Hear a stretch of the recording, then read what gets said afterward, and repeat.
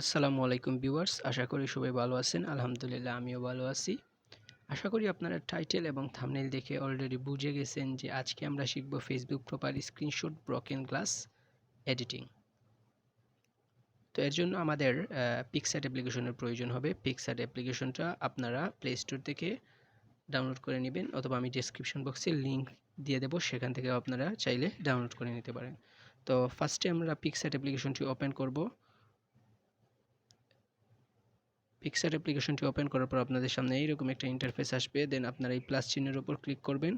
Click করার পর আপনারা আপনাদের অল ফটোজের উপর ক্লিক করবেন। ক্লিক করার পর এখান থেকে আপনাদের যে ফোল্ডারে আপনার ছবিটি আছে সেটি ওপেন করবেন। তো এবং ছবিটির লিঙ্ক কিন্তু আপনারা ডেসক্রিপশন বক্সে পেয়ে যাবেন। তো ডেসক্রিপশন বক্স থেকে আপনারা এই ব্যাকগ্রাউন্ড ইমেজটি ডাউনলোড করে নেবেন। ডাউনলোড করার পর সেটা ক্লিক করে ওপেন করবেন। ওপেন করার পর আপনারা যে কাজটা করবেন, আপনারা সিম্পলি একটু ডান দিকে গিয়ে দেখতে পারবেন অ্যাড ফটো নামে একটা অপশন আছে। তো আপনারা অ্যাড ফটোর উপর ক্লিক করবেন।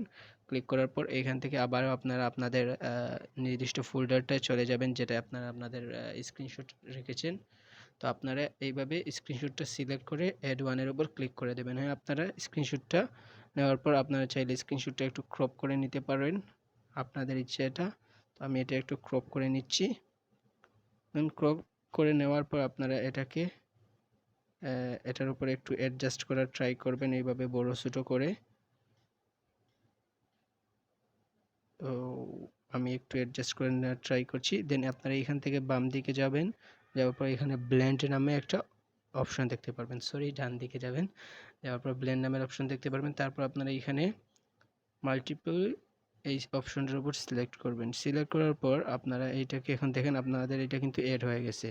দেন আপনারা চাইলে যে কাজটা করতে পারেন, আপনারা এইভাবে জুম করে আপনারা আপনাদের পছন্দ মতো সিলেক্ট করে এবং যে অংশগুলো বাইরে চলে গিয়েছে সেইগুলো আপনারা উপরে ইরেজারের উপর ক্লিক করে আপনারা চাইলে এইভাবে মুছে দিতে পারেন। তো আমি যদি এটা করাতে যাই তাহলে কিন্তু অনেক বেশি সময় চলে যাবে। এর জন্য আমি এটা স্কিপ করতেছি, কিন্তু আপনারা খুব ভালোভাবেই এটা কিন্তু রিমুভ করে দেবেন, যেটা আপনাদের প্রয়োজন নেই। অতিরিক্ত অংশগুলো এই দেখেন নিচের দিকেও আছে, এগুলো আপনারা রিমুভ করে এই টিক মার্কের উপর ক্লিক করে দেবেন। তারপরেও কিন্তু আপনারা আবার অ্যাডজাস্ট করে নিতে পারবেন, এবং অ্যাডজাস্ট করে শেষ হওয়ার পর আপনারা যে কাজটা করবেন, এইখান থেকে আপনারা এই এরো চিহ্নের উপর ক্লিক করে আপনারা সিম্পলি এটা সেভ করে দেবেন। তো এই ছিল আজকের এই ভিডিওটি। আশা করি আপনারা বুঝতে পেরেছেন। যদি বুঝতে কোনো সমস্যা হয় তাহলে প্লিজ কমেন্ট বক্সে কমেন্ট করে জানাবেন, এবং আমার চ্যানেলে নতুন হলে অবশ্যই চ্যানেলটি সাবস্ক্রাইব করে পাশে থাকা বেল আইকনটি অন করে দেবেন। দেখা হবে নতুন কোনো ভিডিওতে। সেই পর্যন্ত সবাই ভালো থাকুন, সুস্থ থাকুন, হাফ কাপ কপি ইউটিউব চ্যানেলের সাথেই থাকুন। আল্লাহ হাফেজ।